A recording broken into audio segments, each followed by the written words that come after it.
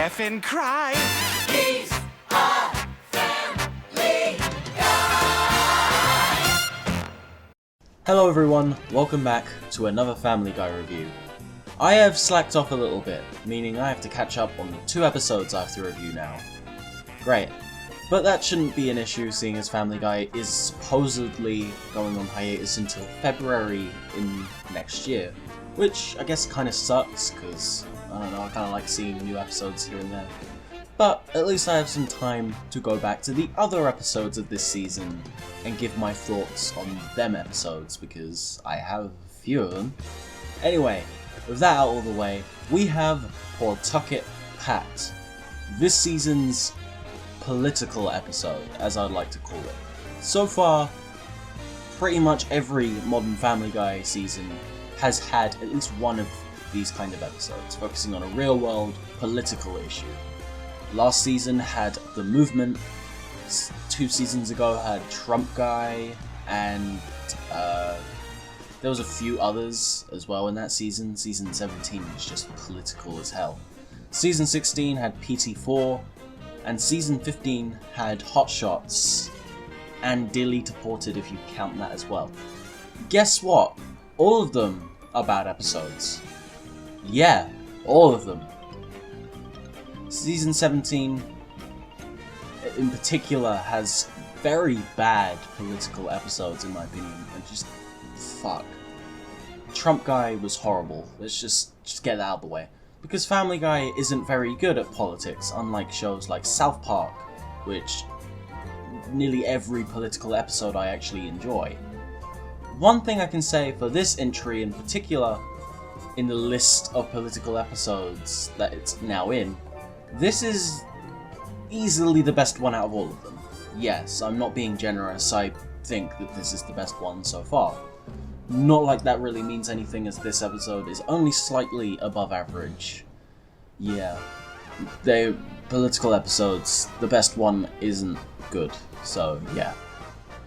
So, we begin this one with Brian getting a job as an online journalist. Yes, going back to Brian being a writer, which has produced rather mixed results episode-wise in the past.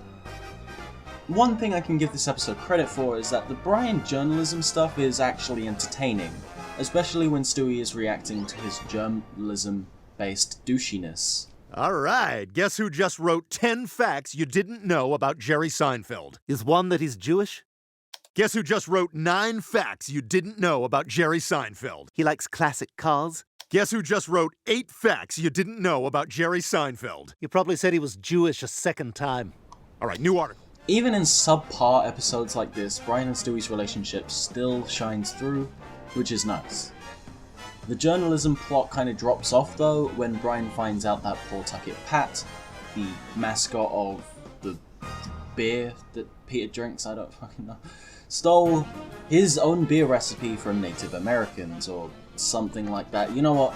I'm just gonna get out of the way. The story for this episode is it's hard to really remember. It's an alright story, but it's just really hard to pinpoint what it is, sort of. It goes from journalism to this statue controversy, which has been done to death. Okay, let's just continue. The Native American thing, which is where the political story of this episode starts to kick in, and this episode goes from rather enjoyable to just okay.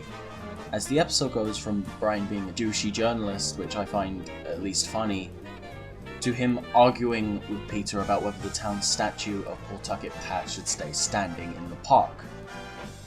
Yeah, that sounds like quality content right there.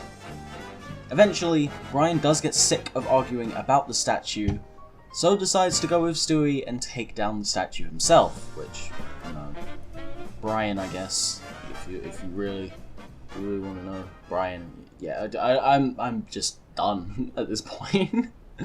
Of course, him being with Stewie results in a couple funny lines here and there, though. Did you bring the masks? Right here.